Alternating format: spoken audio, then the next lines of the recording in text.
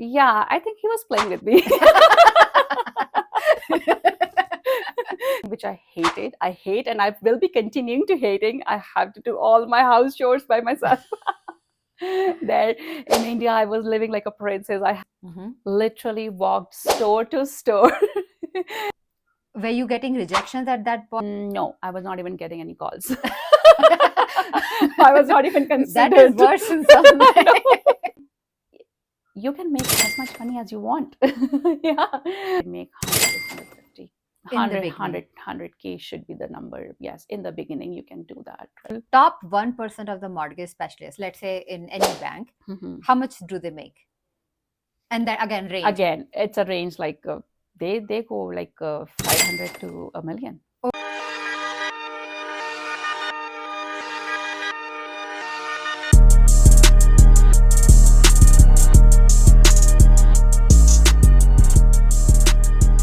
Welcome to another episode of Dollar Dreams podcast. Today, we have an insightful conversation lined up with Jyotsna Bhatia, a seasoned mortgage specialist who has helped countless individuals and families navigate the complex world of home buying and mortgage financing.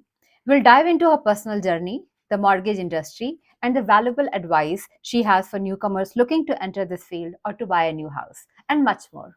Let's get started. Welcome to the show, Jyotsna. Hi, thanks, Nia. Thanks for inviting me here on this show. And I'm glad that I'm here and talking about my personal journey and the mortgage advice, what I have given to my clients and what I will be looking forward to giving to my clients in future. So thanks for having me here. So let's get started at the very beginning. Can you tell us a little bit about your background, where you grew up and your education? Sure. So I am an individual from a very small place called Kanpur in India. So I was born and brought up in Kanpur. Kanpur is not small. You know, yeah, to compare with the full whole India. But then, yeah, so I was born there, brought up there, and I met my husband, Munit Bhatia, also there in the same city. And then we got married. So I basically left Kanpur when I really got married. Before that, I didn't leave the city. So after that, after my marriage, we moved to Pune because my husband was working there in the IT industry. And then from there, we moved to Bangalore. And then finally from Bangalore, we came to Canada. So my personal background is like I have done my master's in mathematics and I am also a bachelor's in education. So, and then I started my career as a teacher. So I was teaching mathematics to the undergrad or junior high school students. And I did it for 6-7 years. Uske baad mein, fir I just moved to another city when I got married. So then I had a language barrier in Karnataka because Karnataka people talk more in Kannada, and they prefer teachers having from their Kannada background. Right. So I did explore another stream, so where I found myself fit in HR and recruitment. So I did start working as a recruiter in one of the one of the company. And after that, my husband thought of doing his MBA from Canada, Queen's University. So he came to Canada, and then I stayed back in India with my son because he was very little, and I didn't want to come with a very little son to Canada. So after that, he's completed his MBA, and then he came to Canada. He came to Calgary after finishing his MBA, and that's where I joined my husband with my son. So you stayed apart from him for like 2 years? For almost 17-18 months. 17-18 months. It was a tough time, but with your one son, that like how old was he? So he was 3.5 years when my husband came to do his MBA to Canada. Yeah, it was a really tough time, but thankfully we had a family back there. My parents, his parents, so they all supported us. So that's all. So you followed your husband here? Yes, I followed my husband. So you have 2 sons, right? Yes. And how old are they? So now my elder one is 16 years and the little one is 10 years. So he is in which grade? So older one is in grade 11. He is preparing for his university, doing the applications, a lot of stressful work for us as an Indian parent. we are not the kind of parents, okay, let it go. We will just have keep a watch on everything. And my little one is in grade 5. So he is having he's enjoying his time because he knows mom and dad's focus is on the little one right now. So, what? So, once you when you landed in Canada, what were your initial days like? Was there anything surprising, anything shocking, or you were excited to be united with your family again? Hmm. So it was a kind of a very mixed feeling when I came to Canada. Uh, Honestly, I didn't want to come to Canada. I am such a family person, so I was very you can say anxious, and I'm leaving my parents, my siblings over back to India, and then I'm going so far. हमारे हिंदी में कहते थे ना कि क्या London जाओगे, and I am even double the distance from From London. London, yeah. Right, so that's what my grandmom was telling कि इतनी दूर जा रही इतना है. दूर जा रही है. But then I had no choice. Yeah. So my husband was here, so I had to come. I was very happy to come and unite with my husband, but then I was at the same time very nervous that I'm leaving my family behind if I have to go back. Back in those days, even now also, if you have to go to India, you need at least more than 30 hours to reach to home. Yes. So it was a very mixed feeling, and then I was very nervous that how will I make new friends, how will I cope up. I was thinking, oh, I'll be getting lost in all the Canadians, Caucasian people. I honestly, I didn't even know that Calgary is such city. Yeah. Did you hear about No, did you know about Calgary before coming here? no, I knew only one city in Canada, that's Toronto. My knowledge was very little. For me, Canada is just Toronto, nothing else. And then when my husband told me that, okay, I got a job in Calgary, so I really had to take my time to remember that city. Okay, which city you said that you are moving to? And then at least after 3 4 days, I could remember that city. Okay, there's a city, Calgary, where I'm going to land. So yeah, it was a very different feeling, like coming over here so far. Have no, I don't know anybody. I even didn't research back in those days, like after 12 years ago. I didn't even research enough that okay, how I will find the Indian people are there, how many Indians I will find. I just knew that a lot of Punjabi people are there, but I was not sure that will I get people of my same mindset, or how will I make my friends. So that was also Yeah, a part of the journey. that's a real fear, right? Hmm. Because leaving home, leaving your family is one thing, but also not able to fit in, finding your community, finding friends Correct. to Yes. belong. Like that social aspect is also very important, and that's a very Exactly. real thing. Yeah. Yeah. So that was a lot in me. Like, and in my initial days, I would say I'm not an introvert person. Mm-hmm. I am very outward, outgoing person. I will just go and meet people. I like to meet people. But in my initial days, in my first 6 months, I would say I really changed my personality. I became so introvert. I was not comfortable meeting. If somebody is inviting me to their house, I would say no, I won't come. I'll tell. Why was that? I was thinking like this is totally a different new world. I would not fit with them. I was just thinking, oh, I don't have a very good language skills. I am not very good in English, and probably they are all the people those who have already migrated long back, so they are totally turned into the Caucasian people. So I had a So lot you of had fear. some preconceived notions about how they will Exactly, be. exactly. So the same thing I had, and I was not feeling very comfortable meeting people. I was kind of like very closed mindset that okay, you are here, I'm here, and then probably we'll go back to India in after 1 or 2 years. So let's just pass on that time for through And you two were still years. thinking you will go back to India at Yes, that time. yes. I had it in my mind that I'll go back to India after 2 years. And that's why I was not very forward or very Open. open to make new friends, to do. I brought up very limited stuff from India. And I had in my background, in back of the mind that I'll go back to India so I don't have to get anything more than that. So yeah, that was my time. And then was your husband also wanted to go back, or he was very clear? Yeah, I think he was playing with me. In front of me, on my face, he used to tell me, "Yeah, yeah, you will go back, go back," and then probably he had some other plans in his mind. But we have a very different argument to sometimes nowadays that okay, I tell him that you were playing with me, and then he says no, I had an intention of going back, but the things didn't turn those ways.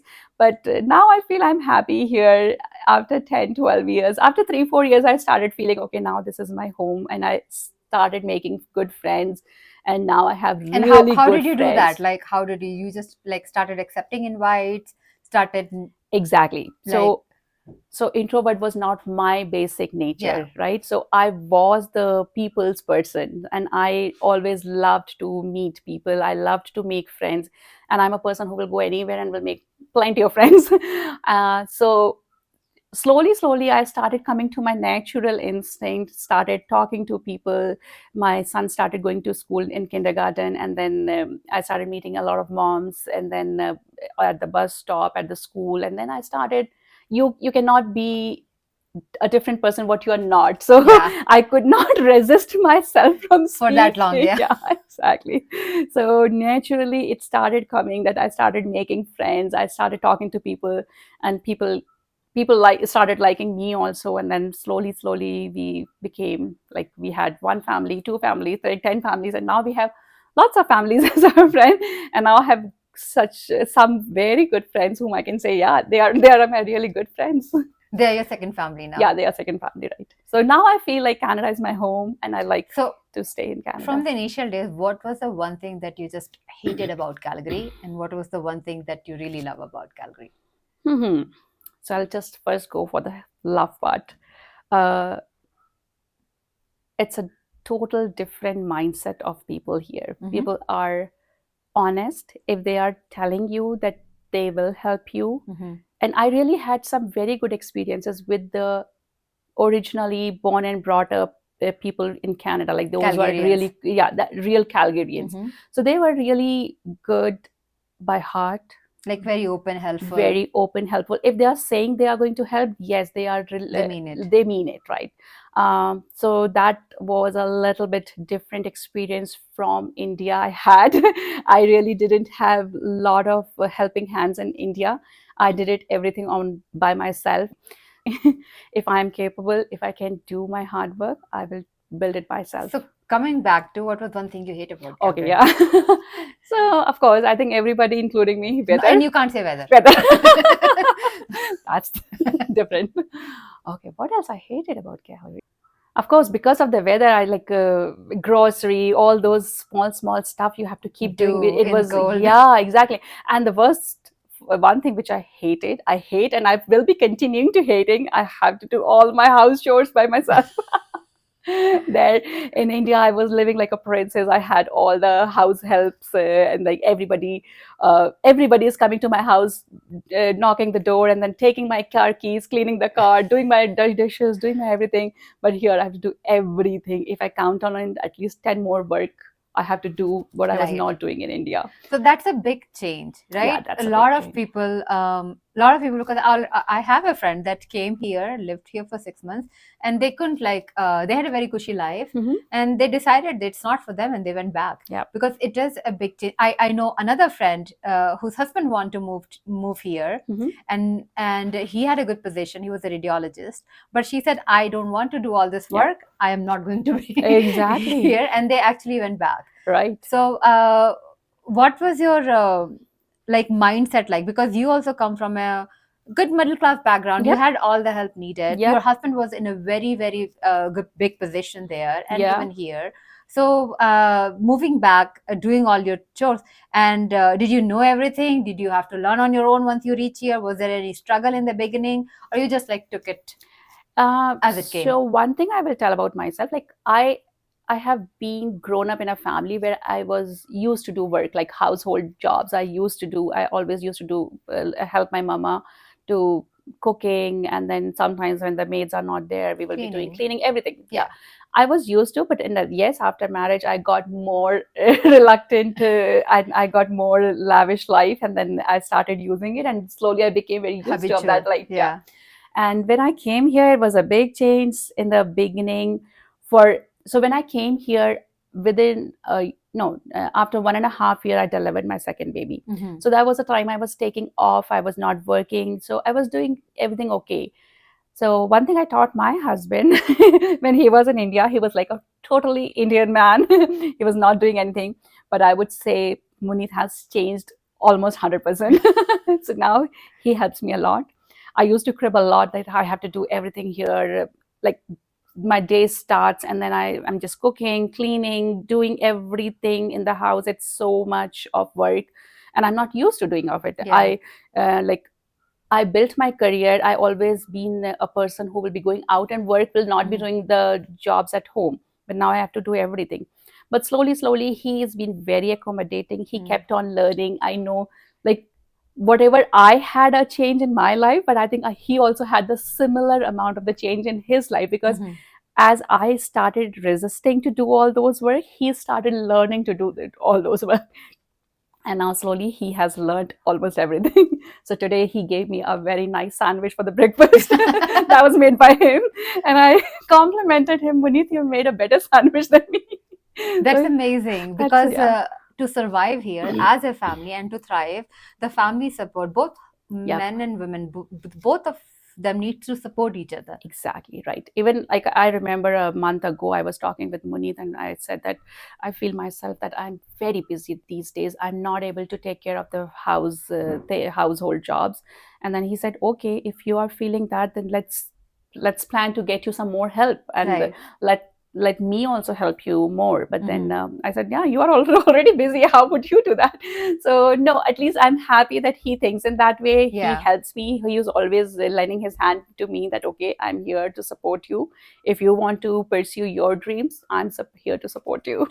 So, did you start working when you came here, or like you were at a hiatus till you had your second child? Like, Okay, I'll tell you. So when I came here, I did not have any plans, because I followed my husband. and you were thinking of going back. Correct. I was thinking of going back. So I did not have any Canadian education. That was another hitch in my heart, in my mind, that okay, I cannot get, if Munith is doing his job after doing his MBA here, so probably I am not the good fit in this culture, and I'm not a good fit to do anything.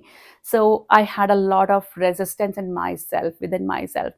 And then in initial days, when I came here in 2013, of February of 2013, and then after 6 months, I conceived my second baby. So and then, so before that, I got an opportunity. I would like to take here CB Singh's name. So he is one of our good friends. Munith knows him because he is also from IIT. And then he helped Munith also when he came to Calgary. And then he asked Munith that I'm looking. He is a PhD, and now he's on a very good position in the University of Lethbridge. He's, I think, a senior researchist or something.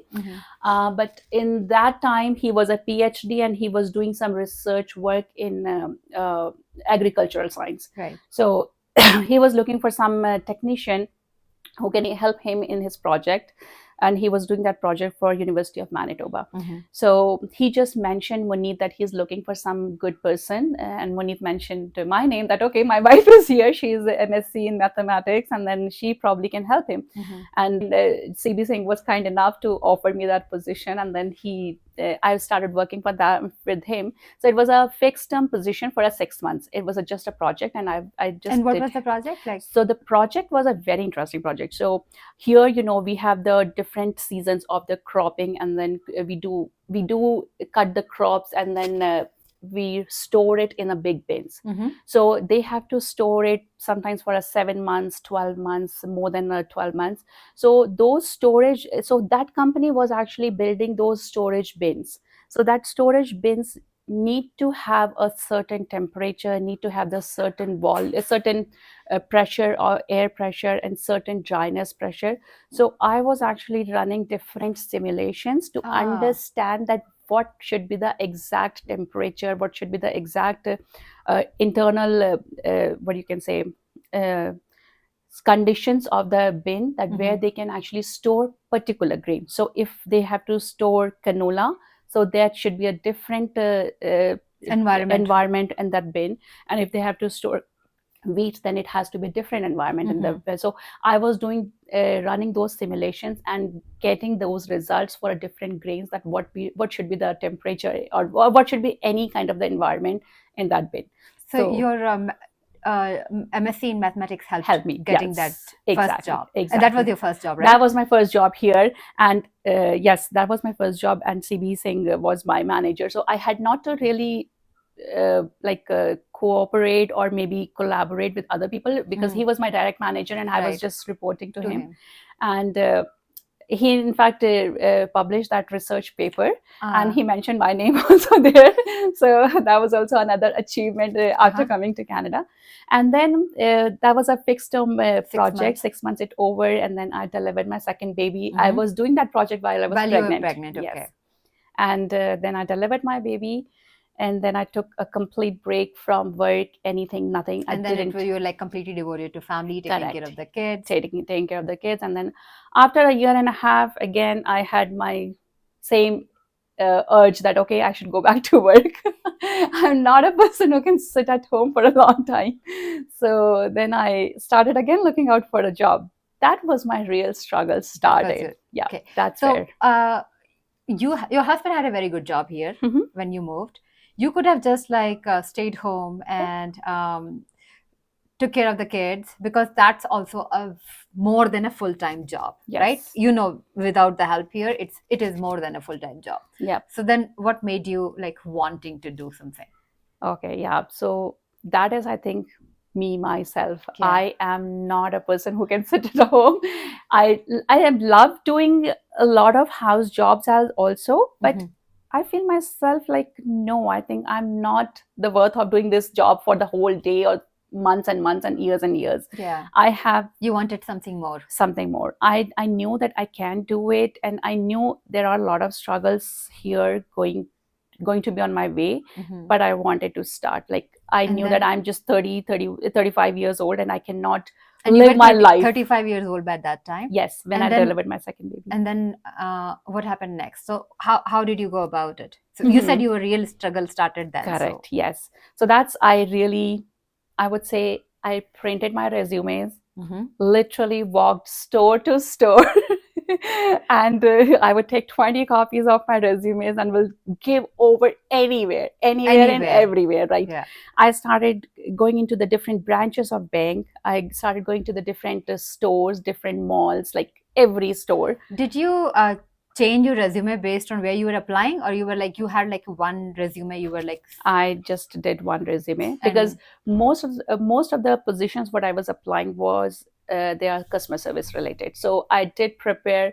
Of course, I highlighted my teaching skills. I teach teaching experience, and I also recruitment experience. But I highlighted more that, okay, I'm a customer focused person, so I can definitely bring some value to their stores or to their business. And I started like a random person hitting stones anywhere, and then think of that I'll get something, I'll land in somewhere. And I landed to the first job.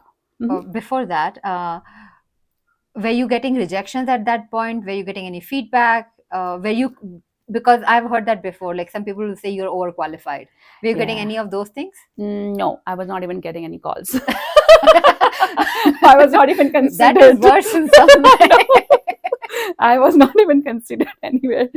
And yes, like, and it happened for months and months. Like, I kept on, like, I will get frustrated one day and then will print off all the resumes, copy, and then we'll go to Staples or library free printing, and then we'll get it to the stores. And yes, I was not getting any response. And yes. How long was it before? It was almost 2 to 3 months. 2 to 3 months. 2 to 3 months. And then one day, I don't know if you remember. And how many, if you just have to approximate, how many positions did you apply? Like, how many places you applied to? I can say at least 20 to 25 places. 20 to 25 places. Yes. All the big 5 banks, all the small banks, and then all the stores like Hudson Bay. I know if you know about Sears. Sears was a big store. Yeah. They had multiple locations, and now they are closed off. And McDonald's. Even McDonald's. Yes, even McDonald's. Tim Hortons. I did apply in Tim Hortons as well. Different locations. And I didn't know, like, I was trying to apply online as well, but I was just doing my resume things also. I did put my resume on the Indeed.com as well. And I was just doing apply for multiple positions. Probably I was not doing it in the right way. That's why my resume was not hitting the right place. And finally, after 2-3 months of struggle, I was I went into the store, Sears store, Mm-hmm. in the South Center Mall. It was in the South Center Mall, and I accidentally hit to one of the managers there, store managers. So I said, I'm here to apply for the position for a sales associate. She said, okay, and I'm a manager. Do you have 30 minutes to give an interview right now? Mm-hmm. I said, yeah, sure. And then she took my interview, and then she offered me the position and asked me to start after 2 days. And I got really happy that, yes, I got the job. And then I started working, Mm-hmm. even though it was a very initial What was the job? position. It was a sales associate. Like, as you go to the cashiers, they do your billing and they Mm-hmm. do the returns, all those jobs. And So, being an MSc in mathematicians, being a teacher, mhm, recruitment in India, to even a researcher mhm, or analyst yep. here in Canada, when you took that first job as associate, did you have any inhibition, or you were like, no, I'll do whatever it takes? No, I think I would say in that way, I knew that I'm not having any education in Canada, Mm-hmm. and I did not do any work in Canada other than that 6 months. technician And that was job. some time ago. It was like some time ago, and it was through the reference. So I Mm-hmm. did not have a really Canadian experience working over here. It was a one-on-one job. Mm-hmm. So I did not have any hesitation Mm-hmm. doing that. I would mention one more thing. So when I was actually looking for the job, and when I did not even conceive with my second baby, I started doing a lot of volunteering work, Mm-hmm. because uh, even though I had okay skills with the English, Mm-hmm. but I was still feeling that I'm not very okay talking in English for a long time, or Mm-hmm. maybe understanding how the Caucasians talk, and then Mm-hmm. the accent was a little different. Like, Yeah. if you meet different, like people from Europe, people from Germany. So Mm-hmm. I I had I did not have the enough skills to Mm-hmm. talk about or to be Communicate. communicative, right? Yeah. Communicative with them. So at that time, I decided, my husband again, my husband Munip Bhatia, he is another, of course, always the motivator. So he said that, okay, why don't you start volunteering? Mm-hmm. And I started doing the volunteering work. Mm-hmm. I used to drop my son for YMCA different classes, and then I would be volunteering there itself YMCA. with the preschool kids, Mm-hmm. and then yeah, mostly preschool kids, and sometimes swimming lessons. Mm-hmm. I was doing the volunteering. So that was my first step to start maybe learning the skills what are required in Canada. Because one thing I was always hearing from Munit, that in Canada, if you want to be successful, you have to be a people's person. Like, you have to Right. be really good in networking. It's not only the education will play a role in your career, but the networking is also another big skill you should have. So forcibly, I started doing that. It was not my choice, but I started doing that, and it helped. It Mm-hmm. helped when I started working with Sears, and it helped me Mm-hmm. doing that volunteering work. At the same time, I registered myself with the SIVA, if you have heard. That's an organization for Mm-hmm. women, immigrant women. Mm-hmm. That's called Calgary Immigrant Women Association. Okay. So I registered myself as an just what you call, they call it as a client. So I CIWA, SIVA. CIWA, SIVA, right? Yeah. And they also helped me to structure my resume, and he explained me that what kind of the jobs I can look for. Mm-hmm. Where he explained me as well that, okay, you were a teacher, you can start exploring doing the jobs in teaching, Mm-hmm. but for that you have to actually upgrade your education. You Mm-hmm. have to, because it's a regulated industry, so you Right. have to do some Alberta courses for the Mm-hmm. education level. And other than that, I explored in the recruitment as well, but the Mm-hmm. recruitment also needed some kind of the certification to start working in the recruitment field. And I thought, probably I'm not too ready to do the education right now, or I was not patient enough to start my education there. And So for teaching, you was like you're thinking you're not ready and you're not like patient to have a go through all that. year-long course and Yeah. then start working. So I was kind of like, okay, let me first get a job. I, Okay. I wanted to get a job enough. Like, I've studied a lot, and now I'm again going back to study. Was not my cup of tea. Yeah. So I said, no, I will not go that route. I will Mm-hmm. just start working. I want to start working. And that's where, when I started working in Sears, it was a funny metrics what I was earning and what I was spending on my day-to-day life. So honestly, I was working only 4 or 5 hours a day because Mhm. I had a small baby, Mhm. 1.5 years old baby at home, and my elder one also used to come back home by three Right. o'clock. So I was only working after 3 to kind of a 9 kind of a shift. Oh, wow. Yeah, because not three, in fact, four. Yeah, kind of 3 or 4. And then I used to send my child, little baby, to one of my like a Day home. lady day home, right? Mhm. Yeah, she was running a day home. So I used to pay what I was earning. Almost 75% of my pay for every hour I was paying her. Actually, that's a very important thing because sometimes we think Yeah, that, I am earning $15 and I'm paying $10 to the babysitter. yeah, Is it worth it? yeah, Is it worth it?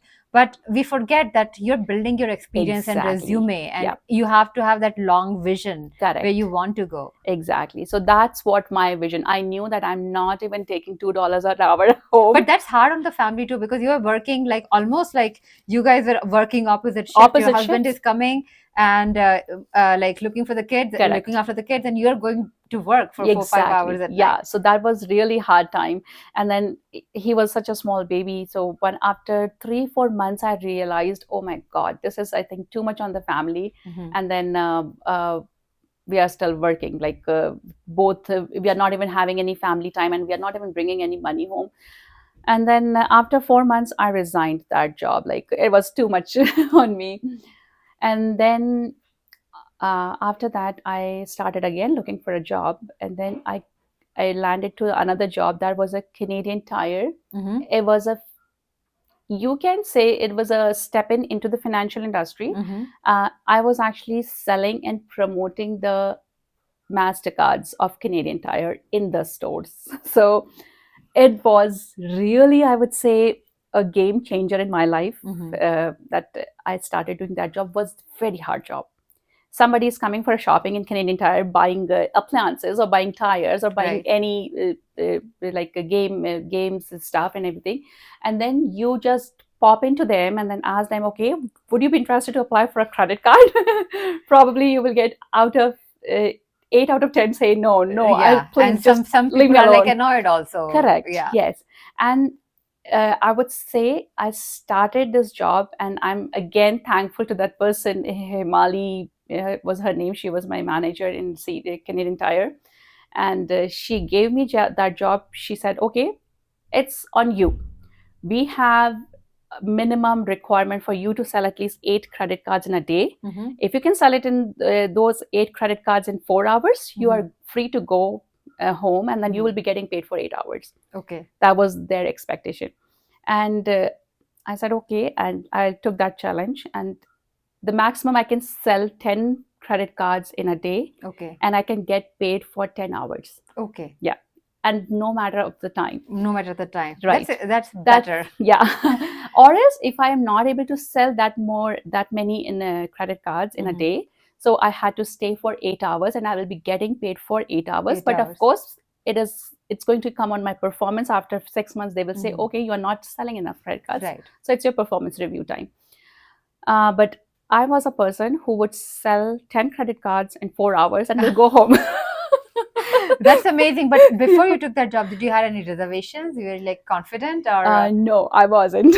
I wasn't, because I have done a lot of different jobs where I was doing customer service, kind of the job, like in a recruitment in HR, and in teaching also. Always you are in connection with the kids, with the parents. But it was all in a very structured environment. But this was totally on me. Like it was not on any structure. yeah. She said, okay, you are in the store. It's up to you how you're going to do that. And then I took that, and yes, I performed on like a top of the level. Ah, And that's where I think I figured out in myself that I can do much better with the customer service skills. So so you have like better sales skills and people yes, skills. people skills, sales skills. That's where, in fact, my dad used to ask me, how did you get these skills? I said, I also didn't know until I worked in that store that I have this customer service skills a lot. And uh, so I got that job. That was a time my husband got a layoff.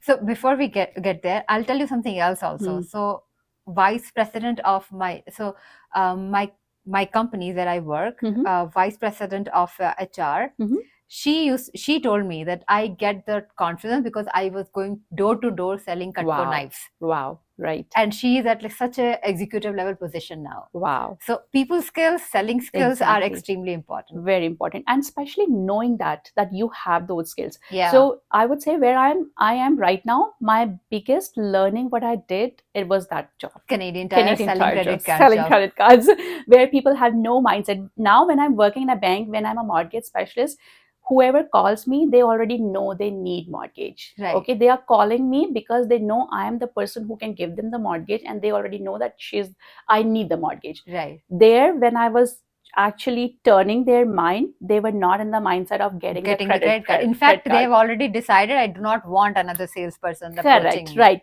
And I was actually interfering in their personal space when they are in the mindset of the shopping. Right. Yeah. So that was something which, if I think that I could turn it from their shopping to selling, that was the biggest achievement. So I feel myself that was my biggest learning time, and I learned a lot during that job. Coming back to you were mentioning that at that time your husband got laid off. Right. And in the meantime, because I knew that it's a really tough job, always like one day passes on and the second day you are again standing on zero. Yes. And you again have to build up the day and then finish your day. And I was trying to still find some structured kind of the career path for me, because I had to take another step for that. So I was like a never resting person. And at that time I got a teller's position with one of the bank, and it was a national bank, so where I started working as a teller. It was a part-time position there, and since my husband got a layoff, so I thought, okay, I'll continue with both the jobs. Okay, so you were doing two jobs. I was in two jobs, with National Bank and with the this Canadian Tire, and my husband was also looking for his job again, but thankfully he got his job back in 6 months. Not bad. Yeah. It was a 2017 time, and in 2017 we were already having the low economy, and then the Alberta economy was very low, but then he got the job within 6 months. And as soon as he got the job, then I actually quit from my Canadian Tire, and I continued with the National Bank as a teller position. And you were still getting minimum wage at that time, or a little bit more? Maybe, I think it was a $15, so I was getting $16 a day, in an hour. And but then I saw that, okay, I have a potential career in bank. Right. From Canadian Tire, like selling the credit card, could after that could be moving to the bank could be the good idea. And I started working as a teller, and after that I did my certifications required for the banking industry if I have to move on to the next step. So I had to get my mutual fund license. So, and then I took my mutual fund license, and then I started my next position with Bank of Montreal as a PBA. And I continued with PBA, and I continued to work till 2020 over there. That's where the COVID hit. And then, so what was the position? It was a personal banking associate. So I was helping the customers to do their investments, to do their any kind of the personal loans, line of credits, mortgages. So I was very initial level mortgage person at that time. It was in 2018, 2019, you can say.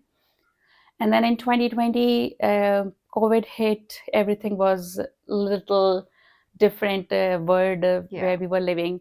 So my husband, my kids, everybody started working from home because schools were shut down, and then my husband started working, but banks were open because banks were having a very heavy traffic at those days, because people were skeptical. They wanted to defer their payments for the mortgage. They wanted to cash out all of their investments. They were thinking the world is going to demolish in the next 2 years. So they thought a time of great insecurity. So everybody was too much in a panic state, where banks really had to work hard to sustain that position, and then sustain or maybe educate them. Okay, you are not at loss. Banks decided to defer their mortgage payments for 6 months at that time. And because many people actually lost their income. The restaurants were closed. Correct. There were so many businesses that were closed. Right. So many people lost their income, and that's why they had to right. So I continued working with that position, and then after some time, like it was a little bit insecurity in me within the family that I'm the only one who is going to work, and lots of virus is already spreading out. Mm-hmm. Everybody else is at home, and then maybe I can bring the virus back home. Mm-hmm. So that was a time when I decided to take a break. So I actually resigned from BMO in August 2020, 2020 August, right? And then I took a 6 months break, didn't Mm-hmm. do anything. And then after that, after 6 months of that, in February 2021, I actually landed to another job with Scotiabank as a Mm-hmm. mortgage specialist. Okay. So, So during your time in, like, throughout till now, mhm. I had a curious question. Did you ever feel any if did you ever felt any racism or gender discrimination? I would say I have not been a part of a gender discrimination. I have been treated very fairly, even if I'm a woman. Um, but for the racism, against the color racism, Mm-hmm. I can say that no, it was not called it as a racism, but Like, it was you not could. in your It was face? not on your face, but you can feel that yes, I was being. I have been a part of that racism. But Mm-hmm. if you talk about my manager or my senior people, they maybe easily can get this escape. No, no, no. It was not a racism. It was because you were not enough experience, you were not having enough knowledge, or maybe you were not having enough qualification. That's why you were not getting the position. But I feel that no, I could get that position. I was So what was qualified. that position when you were switching from teller to I was a teller and I was looking for the personal banker position. I personal had banker? my license to sell the mutual funds. I had enough experience for 1.5 years, and I saw in my same bank people were coming and joining the same position, even not having the experience of teller. Right. And I was not given that position. I was told that okay, the positions are not here or something. So at that time, I thought that okay, I think I have been targeted as a person who as a racism, you can say. Yeah, it's an undercurrent. You It's can't a it's a really Yes. like define It is that, not but defined as a you racism, but feel it. You you feel feel it. it. Yes, Like, you feel it. Nobody comes at your face that say, okay, because I'm not giving a job because you are yeah, not of the color. yeah, You're a color person. yeah, But then you can feel that in yeah. your during the day, or you can feel it, the When it decision happens making. multiple times. Exactly Yeah. right. So that is one thing I would say. But then I found my own way. I said, okay, in this, not if not in this bank, I have enough qualification, I have enough licensing requirement with the banks, so I can go and find the same position in another bank, which I Mhm. did. And That was the PBA bank. that was a PBA, personal Okay. banking associate. So coming back to your 6 months break, and then within the 6 months you finished your certification that is needed for mortgage specialist, or No, do you need anything for no, mortgage specialist? no, Being a mortgage specialist? no. If you are working as a mortgage specialist with a bank, then you don't need But what do you need to get hired? uh, experience So it's experience in banking. in banking. Okay. Yes, and I had that. And when I am working as a mortgage specialist with a bank, so bank actually covers my security. So Okay. So I what's am the security? security in the sense, so they are having the license for me. Okay. Okay, that I'm an employee of this bank, and bank has tested me enough for my qualification. Okay. Yeah. So if I am a third party, actually individual mortgage broker, then I have to do the courses for mortgage broker in Alberta. I think there are two exams you have to qualify. But if I am working with a bank, so for right now I'm an employee of bank, and I am doing the mortgages for that bank. Okay. So it is not required for me to have a separate license for doing the mortgages. So when you got hired in Scotia, Mhm. did they have you go through some courses? No.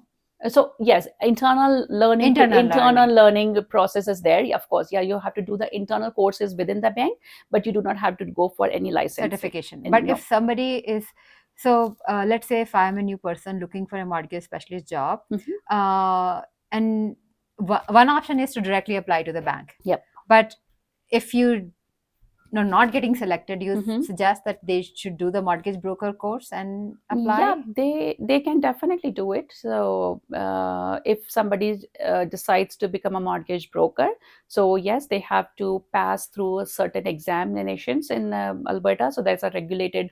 Um, so first, you have to become a part of RECA, Mhm. Real Estate Board of Real Estate, I think, and then under that you have to first pass that exam, and Mhm. under that, if you are becoming thinking to become a mortgage broker, then you have to do the certain different examination for the mortgage broker.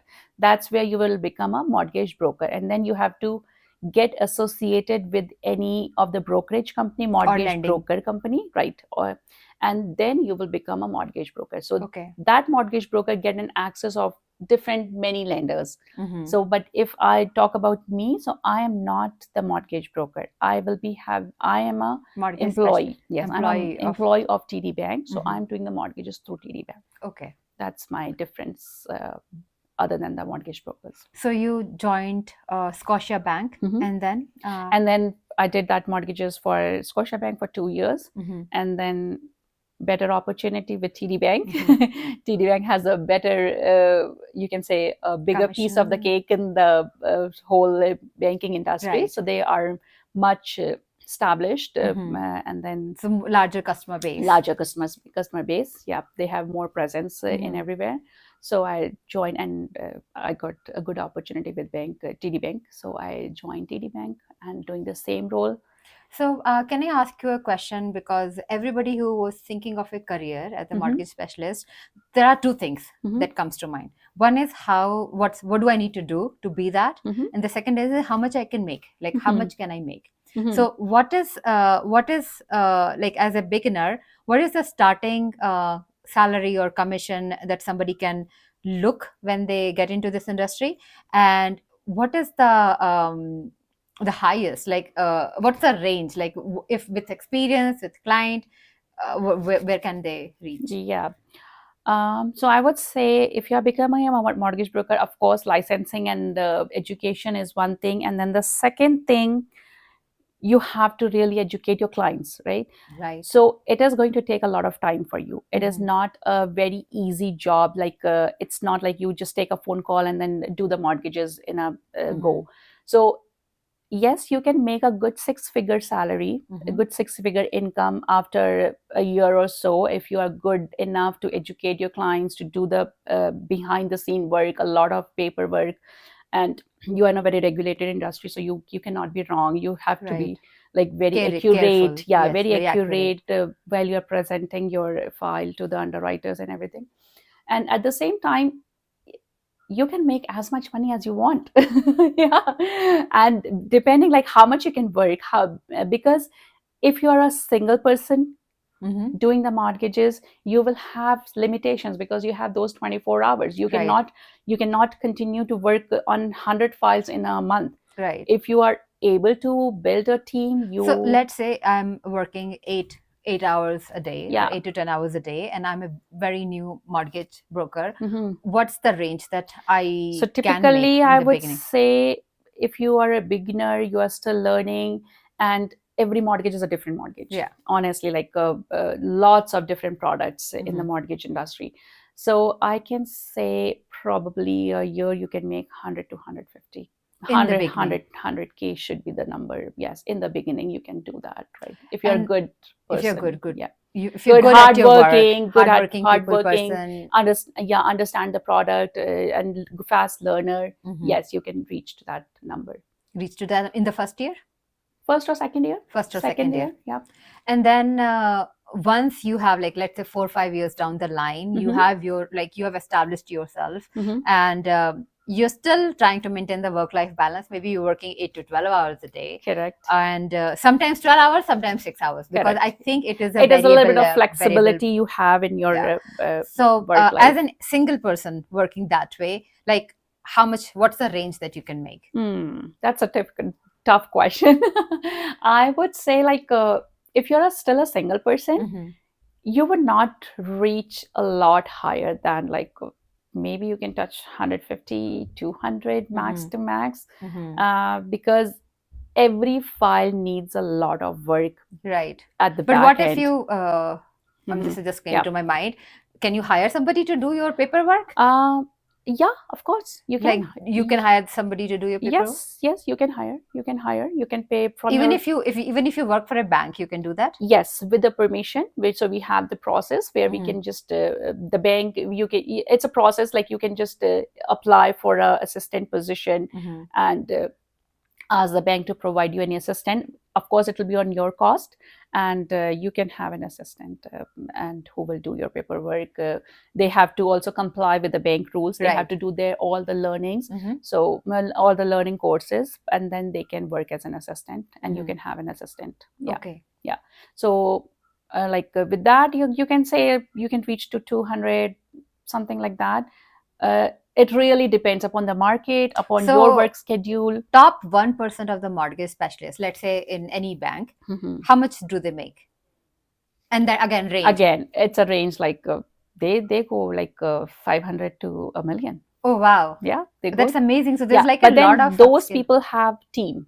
Those people They are have team. working at least with 2-3 assistants, and they are Mhm. just doing their initial work, understanding the customer, understanding the product, and then passing it over to the assistant to look after the deal. Mhm. And that's how they proceed. Yeah, because a single person cannot do that much of work. Yes. Yeah, Okay, so because it is again a high touch industry, correct. it's not like software ki ek bar bana diya and Haan it's, ji, no. you have to be on top of your, it's a very client facing, customer facing, so you have to put effort. Correct. So that's the actually one question that I missed asking was, Mhm. how did you think about being the mortgage specialist? Like what made you think, okay, this is the, like, did you do any research or did you came across anything, or was it like a progression to your? It was a progression, I would say, more of a progression when I was doing a personal banker and personal banking associate role. So personal banking associate role was a initial role after teller, and then you become a personal banker. So when I became a personal banker, then I started doing the investments, any kind of the loans, any kind of the mortgages. So I started doing within the bank. I was sitting in the bank, people would come and approach you, and then you will do all kind of the products. And when I did enough of in my career that, and then I had an option to steer my career in one of the direction. Mhm. So banking has two major products, like two major lines. One is investments, where bank brings the money into the bank, and then one is the lending, where banks lend the money out of the bank. So whichever stream you feel like it's more of your competency, Mhm. people move there. So if I would have been becoming an investment person, I, after personal banker, I could have do my CFA, I could have done my financial planner role, or I could have done my financial planning courses, Mhm. and I could become a financial planning, where I will be bringing money into the investments too, for the bank. But always my lending was a stronger part, and I always loved doing lending. Mhm. So that was my very first decision that, okay, now if I have to steer in one direction, and I'm not going towards the investments, I am not very comfortable bringing the money in, but probably I'm good with lending the money out. So that was my sole decision, that no, I don't want to go into the investments. In the long term, I will be in the lending portion, lending side, because I felt like even if somebody comes from an immigrant, after 2 years, probably he will not have enough money to invest, but he Right. will definitely think of buying a house for a family. Yes. So that's the first need for everybody comes in. At least 80 to 90% people in a first 10 years, they buy their primary house. Mhm. So, and then lots of people do the investment property, and then do another investment property. So people believe, and especially in our culture, if you talk Yes. about the Indian culture, so investment in real estate is their Yes. focus always. So I thought probably for me it will be a more successful area to go in, rather than being an investment person. So, so once you became your became, did you get any? Because I saw it from your social media, you probably got an award also, right? Like, Oh yeah, right. Yeah, thankfully. So this year I was icon winner for a TD Bank mortgage specialist. So TD Bank so TD Bank is a very like I would say, yes, it's a very good bank to work with. I would definitely advocate that. And they have a scorecard. They have almost 800 to 900 mortgage specialists in the country, and out of those 800 to 900, first 150 or 275 people, they select them as a icon. Okay. So in the whole country. So I was one of them. And do you have to make certain amount of sales or some certain amount of commissions for that? No. So they in TD Bank follows a balance scorecard. So their scorecard would be depending upon the different factors like your customer service, your credit quality that you are you must have heard a lot of mortgage fraud happening in this country, and then TD Bank will focus a lot that how which quality files you are submitting, like you are not supporting any kind of the mortgage fraud. What is a mortgage fraud? Mortgage fraud could be of a different types, like forging the documents, or maybe not So, having. is it like somebody is giving you false information to Yes. get mortgage, or Yes. somebody else is filing on somebody else's behalf and getting mortgage? I have not heard of the second type, but yes, I have heard of the first type. So, like, if I'm a buyer, I'm giving you false information. Correct. To like get mortgage. Yes. So that could be considered a mortgage fraud, like, or any kind of the incorrect information you are providing to the bank. That is called a mortgage fraud, even if it is affecting your file or not. But then if it is related to your file and you are not disclosing, so the disclosure, like we call it the full disclosure of your application. So it should be the full disclosure with the right information that is expected from the client.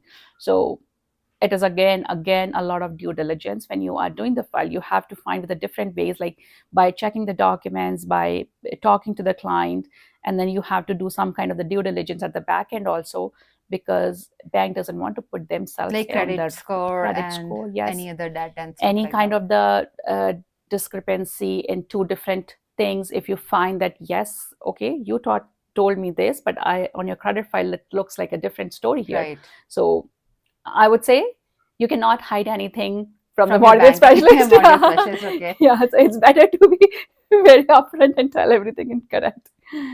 So I would say, yeah, that's called the mortgage fraud. And so you get like, so if you have like done your due diligence and you like submit a very clean file, then that's again a good thing. It's a good thing. It's on you, right? Yeah, then you are you consider yourself like, okay, you are doing a credit quality check correctly. So that's a balanced scorecard. It's not only the money what you're making or number of files what you're doing. It is depending upon what advice you are giving. You're giving the right advice to your clients. You're giving the right product to your client, and then you are doing the good number of files and making good number of volume in your total portfolio. So combined, then you get onto the now top 200 ranks, and that's how you go to the icon. It was this year. It was this year. It was my first year. Thank you. So it was my first full year with TD Bank, and I was still on the new MMS, new mortgage specialist, and then I was one of the top 5 on the new mortgage specialist. And they sent you somewhere? Yeah, I did go to Punta Cana actually. It was a lot of fun.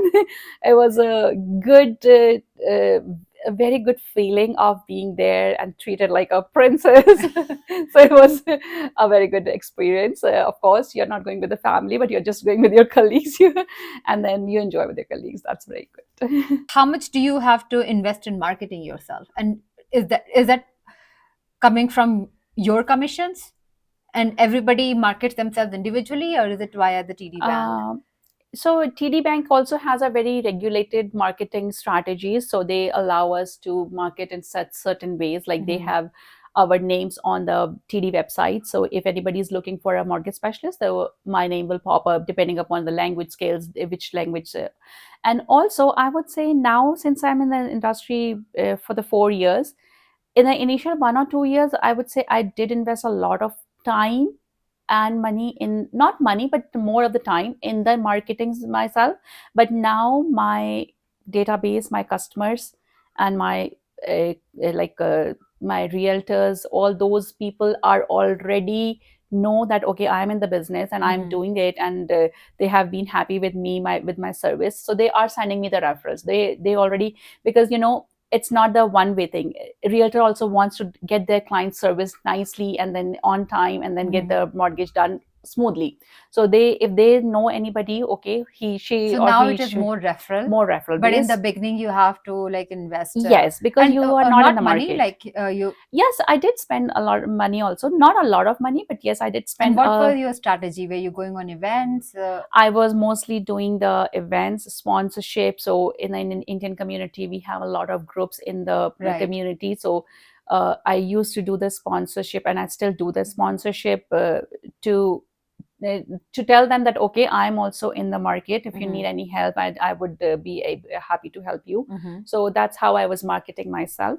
And Was there any social media marketing, flags, banners? yeah, I would be posting my stuff. I would be posting my like business cards. I would be posting my banner on a different occasions, that telling them that okay, I'm still in the market and I'm still doing the mortgages, so And how that much helps you. percentage of like were you spending doing that? Was there a thought that I will spend this much percentage in marketing, or was like, okay, I Mm, will do this as. I just did it because in the beginning money was not my criteria. Mhm. I just wanted to tell people that okay, I am also doing this job. So Right.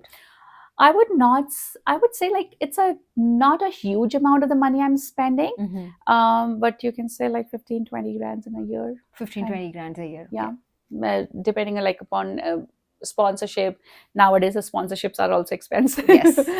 So I do that, not to a lot of community groups, but then And few of them. what is like what is your proudest moment in this career, or like what brings you joy in this job? Sorry, say again. So what is your like proudest moment in this career, or like what brings you joy doing this Okay, job? you Or know, right, when I every time when my customer gets the key of their house, Mhm. that's the day I would not reach to their home, but I Mhm. would definitely give them a call right in the morning that, okay, today's the day you're going to get the key of your house.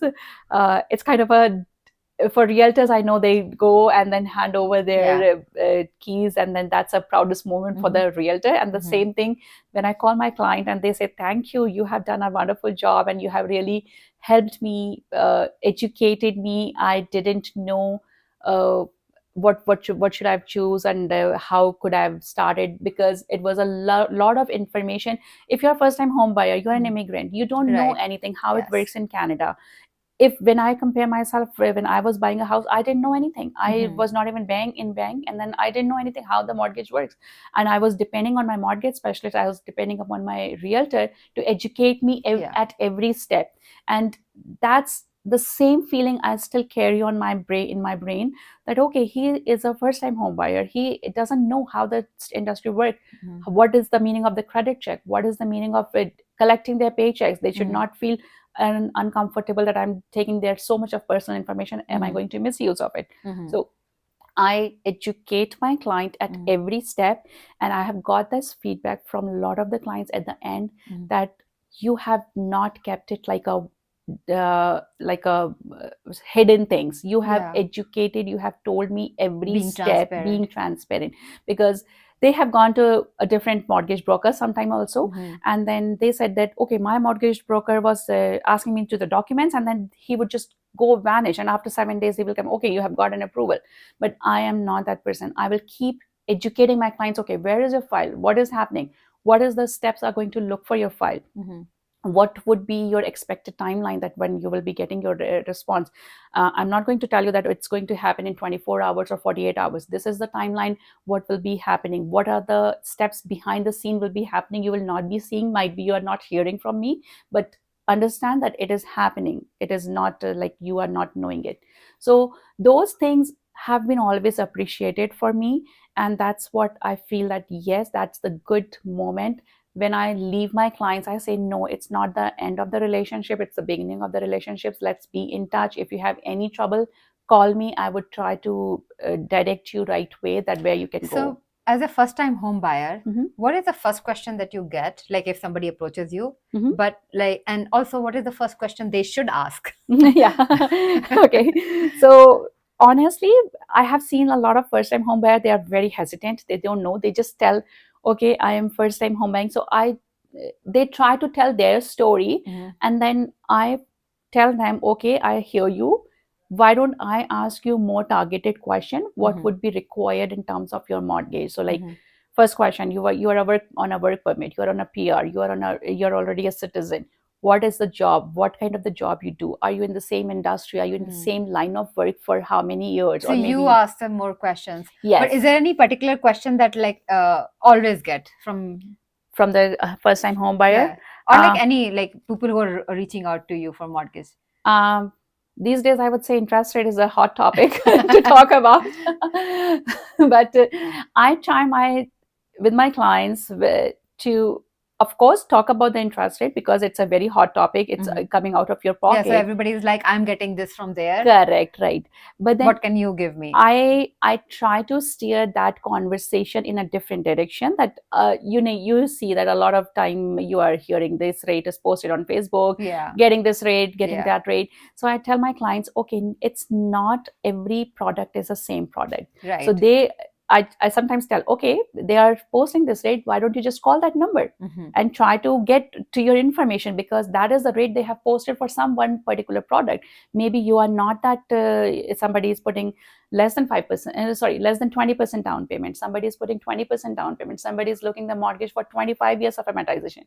So banks have uh, differentiated their product, every product in a different way, and they are giving the different interest rate for if That it is product. an investment property, it's a first time home buying, you are putting less than 20% down payment. So I think the best criteria of getting the lowest interest rate, if you're buying the first home as a primary home, putting less than 20% down payment, going for the amortization of 25 years, less than 30 years, like 25 years. So that is the best scenario when you get the best interest rate. Right. As soon as things changes, going for 30 years, putting 20%, it's my investment property, or maybe I'm refinancing, I'm taking the home equity from my house. So in all the different products, even those lenders also come up with a different interest rate. But that's the way of fascinating the clients on the social media, I guess. Right. And then there's also different type of lenders, like Yeah. type A, type B, type Yeah, C. right. What are those types? So the type A, you can say, so when the mortgage broker having the access to a lot of more lenders, so one is called the big banks. They are called the big lenders, maybe A lenders, you can say. Like TD banks, Like Scotia. TD, Scotia, BMO, all those big five banks, and there's a couple of more banks, the credit unions. And then the type B comes in the mono lenders. So different, you can say they are the lenders. They are not into the full financial industry. They are not into the investment. They are not having any physical location, but they are into the lending. And then it comes the private lenders. Private lenders are the most expensive. They are the most risk takers. Though banks would have definitely do the good ground check of yourself, what you are, what your family is making, what is the already existing liabilities you have.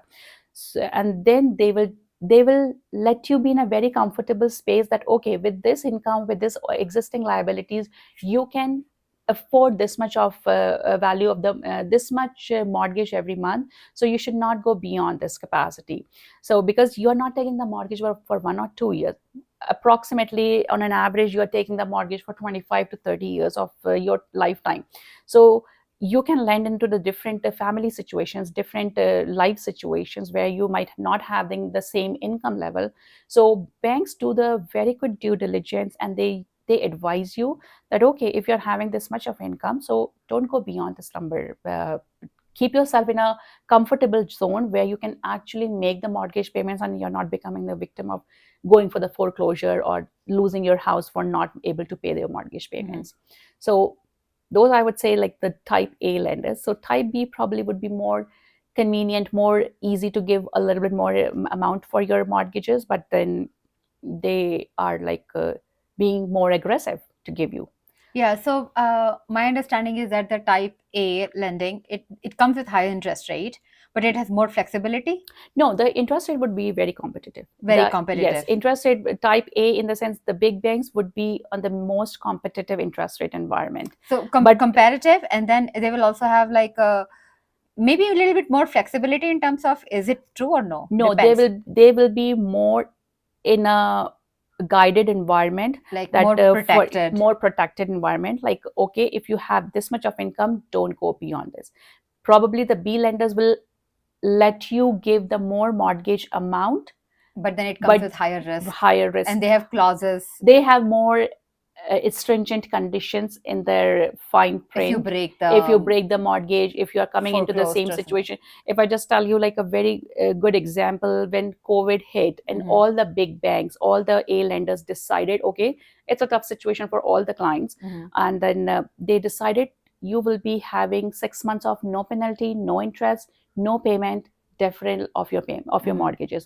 But not any B lenders or not any C lenders or not any private lenders Right. gave them that option. So they take more risk, Yes, but it's a risk on your behalf also. Like exactly, you are taking more risk as well. exactly, If you are exactly. You like, are taking yeah. more risk. So if Yeah, you're taking more loan than what you should be qualified for, yeah. that's more risky. That's more risk on you, right? If Yeah. you're not able to make the mortgage payment, then Yeah. yeah, So you should. So what is your advice for somebody going as a first-time home buyer who's going for a mortgage? What should they consider?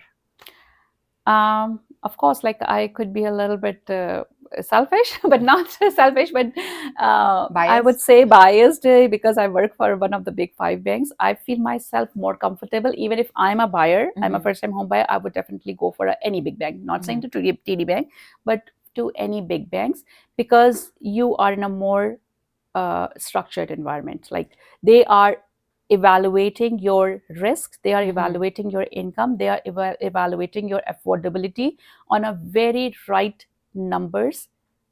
The So that you're numbers only like buying what you can afford, and what you you're can also afford. considering.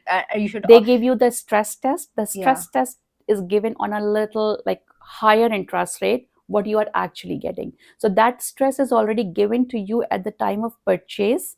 So that right. So this is so that you can actually understand in different life situations how you will Exactly. handle. Right. So banks, when they say a stress test is almost like 2% over what you Over. are Okay. getting, right? So they are giving you already higher interest stress test, so that if the things go right left on your in your way in a 2 3 4 years, so you can still afford those payments. You're not defaulting, or the banks are not putting you in collections, all those things.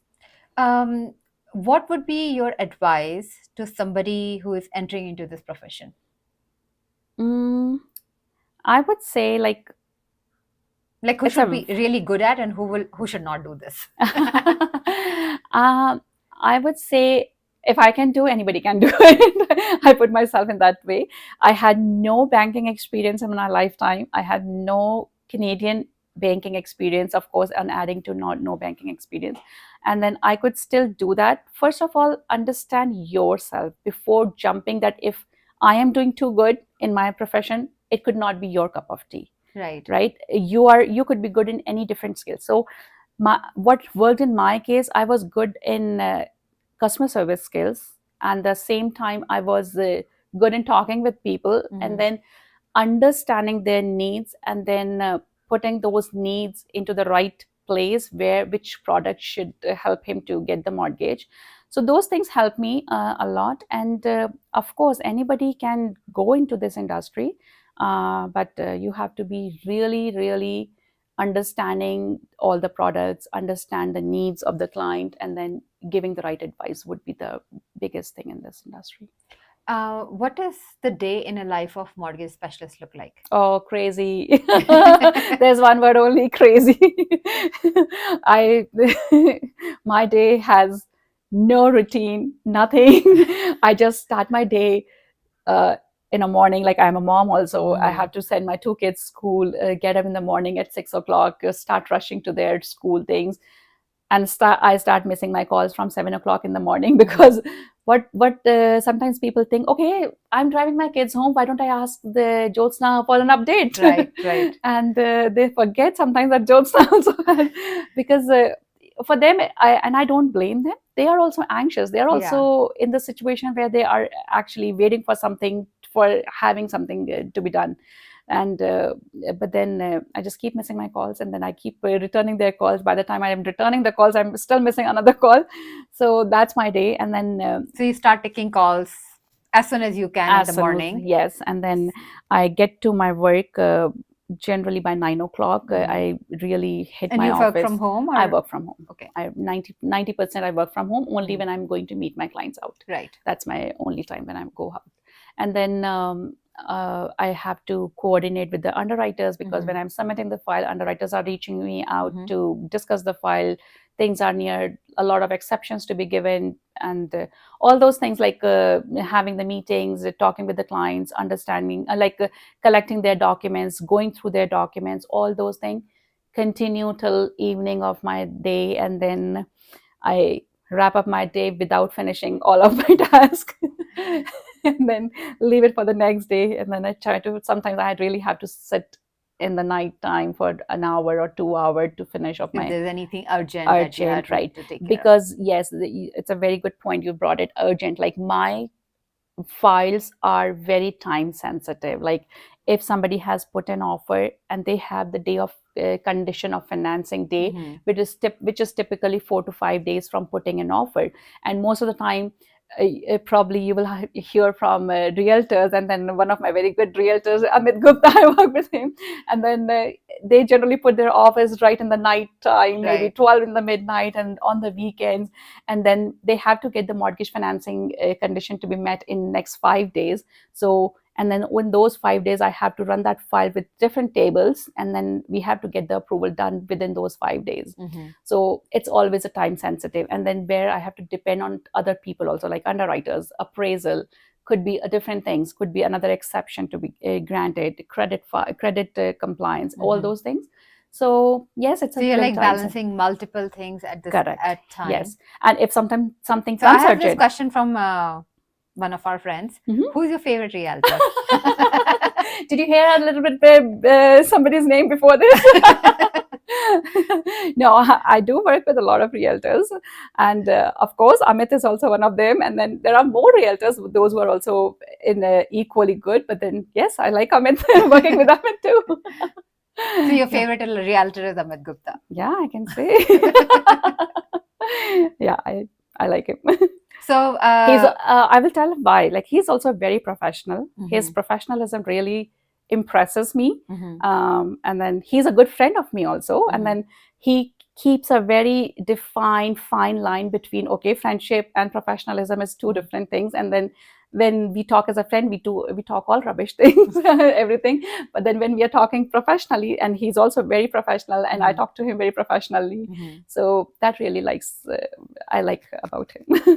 Um, so we talked about the day in your life Mhm. as a day in the life of a mortgage specialist, and when I was talking to you before, you were mentioning like a client sometimes live with your family for like 2 to 3 Yeah, months. of course. Yeah, my every yes, the client really becomes a part of your family for those 2 to 3 weeks, sometimes a month or 2 months. By the time they start looking, they come into the market, and then they look for the house, and then they find the house. Sometimes they have to look for 2 3 different houses. Okay, inspection didn't go through, or something didn't work for them, and then they didn't win the offer. And by the time they get approval, by the time they get the funding, the day when they get the keys, so that time period is really, they become your family member. They will be calling you 3 times a day, and then they will be expecting something from you, that okay, you are taking care, you have Right. not forgot about them. And even after taking the key, they have to get inquiry, okay, when will my first mortgage payment will go out, Right. and when will be having this, from which account. Sometimes what happens, they trust you so much, they don't even read their mortgage agreement, and then say, from which account you are going to take my mortgage payment. I said, right, read your agreement. See, this is the mortgage account number you are going to pay it from.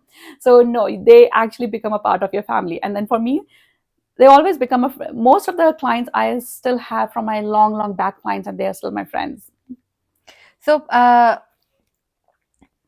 so with what I learned from your journey is that you had a certain education, you had a certain experience in India, but you did not let it stop you. Like Mm-hmm. you did not box yourself as in like I did MSc in mathematics, I will only do this. Like you Yeah. were very open, you Mm-hmm. were open to trying different things, and then kind of a path unfolded itself. You Correct. didn't mind, like you didn't decide that you're going to be a Yes. mortgage specialist, right? No, You not at took a all. career, you took the next step, and you Yeah, followed through, and here you are today, an exactly. award-winning mortgage specialist, Thank you. Thank you. the Yes. icon of the year. Yeah, thank you. What would be your advice to new immigrants or newcomers coming to Canada? What sort of mindset they should have? What sort of preparation they should have? Yeah. Yeah, exactly. You actually picked up me what I am. Actually, yes, I had no dreams. I had no still like where I would be landing, what I will be doing. I had no preparations in my mind. I had nothing in my brain like what I have to do. But then yes, I started following that I have to do something. Even I would mention Neha here that I did. I love cooking. I like cooking, and I do cook okay food. So I even tried doing the catering services, and I did do. It was like I was just doing the catering for my friends and Family, yeah. family, and I did 3 or 4 times, and so that's what I'm saying. Even I'm coming from the MSc mathematics background. I did really good in my career in India, but nothing stopped me to even start all over again. Yes, first 6 months was really depressing, but then I started doing anything. I did anything what it needed to take to me to the next step. I did volunteering. I did do like Sears job and then Canadian Tire job, which were you could say like, okay, it was not of your capacity or your caliber what you were doing in India. But I said, okay, if I have not studied here, if I do not know the basics of working in Canada, so probably I'll have to start from the scratch. And I did it. Even at the age of 35 I started, and I now you see that with all that commitment and hard work I could achieve to here. And I would say still I have to learn a lot and I'll keep learning. And anybody who's coming here, if you have the motivation, if you have the skills, not skills, like I'm sure everybody is Like the right attitude, right attitude, like being right? open. Correct, because every person has some good skills. I Yes. cannot say that anybody is having no skills. Like you just have to find out, have a right attitude, be open to learn, and be open to like do anything, whatever it takes to take you in the next step, and you will learn, you will do good in your career. Thanks, Jyotsna, for coming and sharing your story with us today. It's really amazing to learn about your journey. And I learned so much from you. I didn't know all of this. So that is what is like amazing about this podcast, because I want to know like how did they succeed in this life, and it's never a straight line. No, not at all. Yeah. Thank you so much for joining us today. Okay. Thanks for having me. And yeah, just follow your dreams, do whatever you feel like doing, taking to you to the next step. It always happens. To our audience, thank you for joining, and please share and subscribe. We want to continue bringing all these stories to you so that you can also see that Canada could be a land of dreams, or going outside could be a land of dreams, but there's a lot of hard work involved. Jyotsna, I have a little small something from us for you for sharing your story with us. Oh, thank Just you. like a Thank you token of thank you. so much. Thank you so much. I really appreciate it. Thank you, everyone.